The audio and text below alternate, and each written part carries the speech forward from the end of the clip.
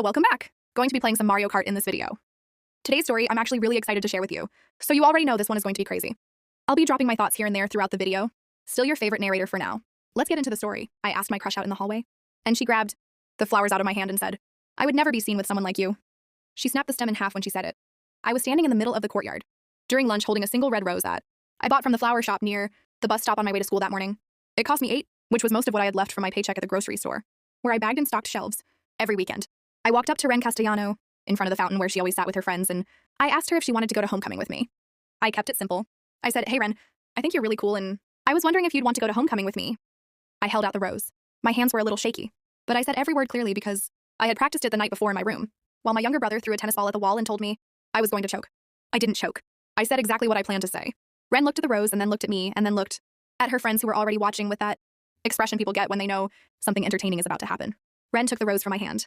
For 1 second, I thought she was accepting it. Then she snapped the stem in half and dropped both pieces on the ground between us and said, "I would never date someone like you." She said it in her full voice, not a whisper, not a side comment. Her full voice in the middle of a courtyard where at least 50 kids were eating lunch. One of her friends covered her mouth. A group of guys at the table behind her started clapping, like they had just watched a highlight on television. Somebody from across the courtyard yelled, "You just got destroyed, bro!" And the whole area erupted. Ren sat back down and flipped her hair and started talking to her friends like I had already stopped existing. I stood there for a second looking at the broken rose on the concrete. Then I picked up both pieces because my mother raised me to clean up after myself, and I walked back inside the building and went straight to the bathroom and locked myself in a stall and stood there for 10 minutes breathing. I didn't cry.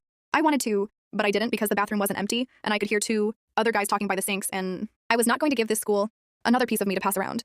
By 6th period, the whole school knew. A guy in my weight training class called me Rose Boy. Someone in the locker room asked me if I wanted to borrow a pair so that next time I'd have the guts to talk to a girl in my own league.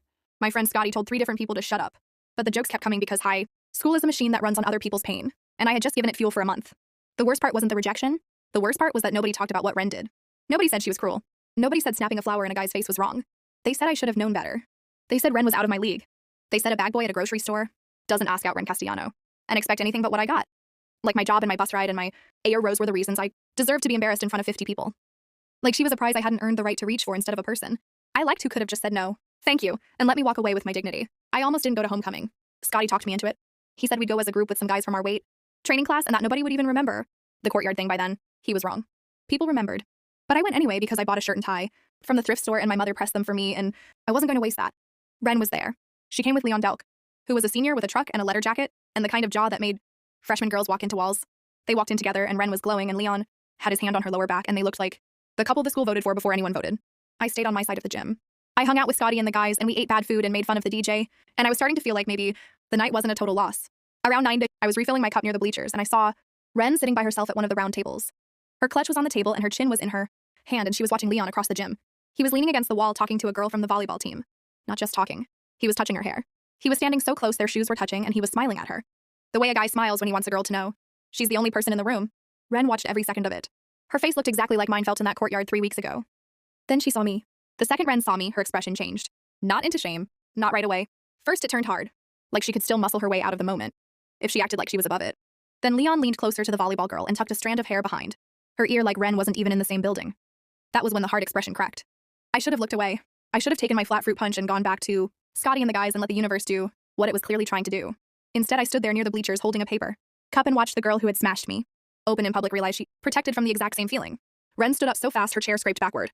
She walked straight across the gym toward Leon. I couldn't hear her over the music, but everybody around them could tell it was bad from the body language alone. Leon turned with that annoyed look. Some guys wear when they think being confronted is ruder than cheating. Ren said something sharp. Leon shrugged. Ren pointed toward the volleyball girl. Leon laughed in her face. Then Ren slapped him. It cracked across the gym louder than the speakers. The music didn't stop, but the room changed anyway. Heads turned. Conversations died. Even the DJ looked up. Leon touched his cheek, looked around to see who had witnessed it, and muttered something at Ren that made one of the girls near him flinch. Then he walked out like he was the one who had been wronged. The volleyball girl followed 10 seconds later, pretending not to know him. Ren stood there alone in the middle of the gym floor with half the room staring at her. For one awful second, I saw exactly what she'd done to me. Not the details, the shape of it. A whole crowd deciding your humiliation belongs to them now. Ren grabbed her clutch and rushed out of the gym. Scotty appeared beside me with a plate of stale nachos. "Well," he said. "Yeah, you know what this means, right?" I looked at him. He lowered his voice. "By Monday, nobody is going to care about your flower thing anymore." He wasn't wrong. That didn't make me feel good. By first period Monday, Roseboy was dead and buried. Ren slapping Leon had replaced it in the school food chain. Everybody had a version of the story. In some versions, Leon had been caught making out with Talia Merritt behind the bleachers. In others, he had dumped Ren right there in front of the photo booth. In one especially stupid version, Ren threw her shoe at him after the slap and missed. High school does not let facts get in the way of a good humiliation. What bothered me was how quickly the school flipped. The same people who laughed when Ren wrecked me were suddenly acting like she'd always been unstable. Girls who used to hover around her now kept their distance like whatever happened at homecoming could stain them. Guys who had spent 2 years trying to get her attention were now calling her crazy loud. Enough for teachers to hear. It was ugly, but it was familiar. The machine had found a new body to feed on. At lunch on Tuesday, Ren walked into the cafeteria alone. That by itself made half the room look up. Her usual table near the windows was full. Every seat. 2 girls who had been in all her group photos for years were sitting there like they didn't notice her. One of them saw her coming and slid her backpack onto the only empty chair. Ren stopped. Not for long. Just long enough for anyone watching to understand what was happening. Then she turned, picked up her tray a little tighter, and walked out the side doors to the courtyard. Scotty watched her go and said, "That was brutal." I stabbed at my fries. Yeah. He looked at me sideways. "You want me to say she deserves it?" "No." "You want me to say it's karma?" "No." "Then what do you want?" I shrugged. "Nothing." That wasn't true. What I wanted was for people to stop acting like public cruelty became less ugly when the target was, someone they had decided not to protect anymore. What I wanted was for everybody to admit they loved a humiliation as long as it wasn't theirs. After school, I had a shift at the grocery store. I changed into my green polo in the employee bathroom, clocked in, and spent 3 hours bagging milk and frozen waffles and paper towels for people who never looked me in the eye. Around 7 a.m. I was gathering carts in the parking lot when a silver SUV flew in too fast and parked crooked over the line. Ren got out of the passenger side. Her mother came out right after her. I knew her mother by reputation even if I'd never spoken to her. Linda Castellano sold expensive houses and looked like she had been assembled by a team. Hair in place, makeup perfect, smile that never reached the eyes. Ren slammed her door and headed for the store. Linda grabbed her arm. I wasn't close enough to hear the first few words, but Ren yanked free and said, "Stop touching me." Linda lowered her voice, then glanced in my direction when she noticed I was nearby. Her face sharpened the way adults' faces do when they realize there is a witness. Ren didn't care. "You care more that everyone saw it than that he humiliated me," she said. Linda hissed something, then Ren laughed, and it was the ugliest laugh I'd ever heard from a teenager. "You sound just like me." She shoved past her mother and went inside. Linda stayed still for 1 second, then followed her with the kind of posture that told me she would rather have broken a heel than lost control in a parking lot. That line stayed with me all night. "You sound just like me." When my shift ended, my mother picked me up because the late bus had already stopped. She took one look at my face and asked, "You want pancakes?" That was her way of asking if something had happened. My mom believes most bad days improve with food and a kitchen table. She is usually right. While she mixed batter, I sat on the counter and told her a watered-down version. "A girl from school said something awful to me a few weeks ago," I said, "and now something bad happened to her. And I thought I'd feel better than I do." My mom whisked the batter like the bowl had insulted her. "Do you feel sorry for her?" "I don't know." "Do you still feel hurt?" "Yeah," she nodded. "Both can live in the same house." No, that line is insane. You can feel sorry for her and still be hurt. Both things are true at the same time. His mom understood that before he did. That's a good mom right there. That sounded like something she'd been carrying. A long time before she ever said it to me. For the next week, Ren's fall kept going. Leon posted a picture in Talia's truck. Somebody made a fake account called Slap Queen. Her friends drifted. Her teacher started pulling her aside in hallways. Even from a distance, I could tell she was exhausted. The polished version of her had started fraying at the edges. She wore hoodies instead of fitted sweaters. She stopped doing her hair.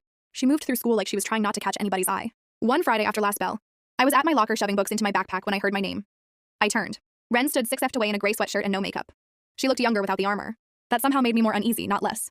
"Can I talk to you?" she asked. Everything in me said no. Pride said no. Common sense said no. Memory definitely said no. But the hallway was almost empty, and I had spent too many weeks wishing she would at least acknowledge what she had done. So I said, "Okay." She stepped closer, then stopped. What I did in the courtyard was cruel. I said nothing. She took a breath. I keep trying to make it sound better in my own head. Like I panicked, or my friends were watching, or I was trying to be funny. But the truth is, I wanted them to laugh. I wanted to feel bigger than you for a minute. That honesty hit harder than any excuse would have. "I knew exactly what I was doing," she said, "and I'm sorry." I looked at her for a long time. The apology was real. I could tell. That didn't make the bruise disappear. "Why now?" I asked. She let out a tiny bitter laugh. "Because getting humiliated is apparently very educational." That made something ugly flare up in me. "So this is about you feeling bad now?" She flinched. "No, I mean yes. Obviously I feel bad. But that's not why I'm here. I'm here because I know what I did to you. I know I made you into entertainment. I know people treated you like you were stupid for even trying. And I know I started that." My throat felt tight. "Yeah, you did." She nodded once. No defense, no denial. Then she pulled something from her hoodie pocket, a red rose. My whole body went cold. She held it toward me and said, "I know this is stupid." "It is," I figured. Neither of us moved. Finally, I said, "I don't want that." Her hand dropped immediately. "Okay." She looked like she wanted to say more, but didn't. Then she nodded and turned away. I should have let her go. Instead, I said, "You should apologize to Scotty too." She looked back. "You called him weird and desperate for being my friend."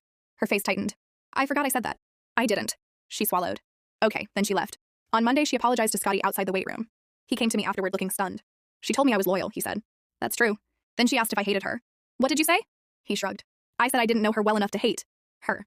Then I told her she was kind of terrifying. That got the first real off out of me in days.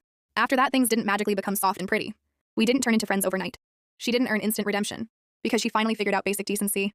Mostly what happened was we stopped being symbols to each other. A few days later, she showed up at the grocery store while I was restocking canned soup. She stared at the shelves, then at me. "Do you know where the baking soda is?" I blinked. "Aisle 3. "Thanks." She started to leave, then turned back. "Do people from school make fun of you for working here?" "Some." She shifted her basket on her hip. "That's dumb." I leaned against the cart. Useful information. About a month late. She winced. Yeah. Then she left. Time I saw her was in tutoring. She was failing algebra, and our teacher had started a peer helping after school. I was one of the students who helped because numbers made sense to me in a way people never had. Ren walked into the library, saw me at the tutoring table, and visibly considered leaving. Our teacher blocked that option immediately. Perfect sit with him. Ren sat across from me like the chair had insulted her family. We spent 40 minutes working through equations. She was better than she pretended to be. She just got frustrated fast and covered it with attitude. Why does X need so much attention? She muttered at one point. Because X has unresolved issues. That made her snort. Then she looked annoyed that she laughed. Tutoring became a weekly thing. At first we only talked about math. Then it became math plus random side comments, then actual conversation. Not deep at first, just small cracks in the wall. She told me she hated the way everybody assumed she was mean all the time now. Like one public mistake had rewritten her entire personality. I wanted to say it wasn't one mistake, but I understood the feeling too well to be cruel about it. One evening at the library, while she was erasing a problem hard enough to tear the paper, she said, "Do you know what the worst part is?" What? I don't even know if people ever liked me or if they just liked standing near me. That one stayed quiet between us for a second. Then I said, "Probably both." She gave me a tired smile. "Thanks." That was less comforting than I hoped. Sorry. No, it was honest. Honest became our thing after that. Not kind, not brutal, just honest. She asked why I worked weekends instead of playing sports. And I told her because bus passes and groceries didn't appear by magic. I asked if she had always been obsessed with what people thought of her, and she said no. But her mother had been obsessed enough for both of them. That part I learned in pieces. One Saturday, I was at the community center waiting for my little brother's basketball practice to finish when I heard Linda Castellanos' voice through a half-open meeting room door. "I don't care if she's upset," Linda said. "I care that she's become unpredictable." Another woman said something too low to catch. Linda went on. "She slapped a boy in public and now every parent thinks my daughter is unstable. Do you understand what that does to perception?" I froze. Then Ren's voice cut through from farther inside the room. "It's amazing how every bad thing that happens to me becomes about your reputation." Silence. Then Linda. Low and sharp. "Lower your voice." No. A chair scraped, footsteps. I stepped back just before Ren came into the hallway.